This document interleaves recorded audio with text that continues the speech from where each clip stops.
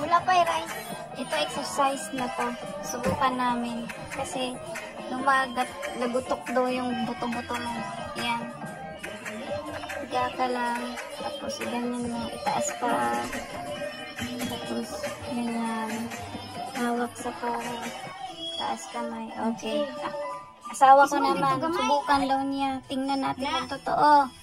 Masarapan siya nakinig sa ano eh. Yung cracking ng buto. Na. Yan. Sunod. Ana. Forma na siya.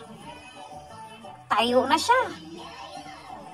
Dapa na siya. Hawak sa tuhod. Pag gano'n niya, pak! Bungot. Wala.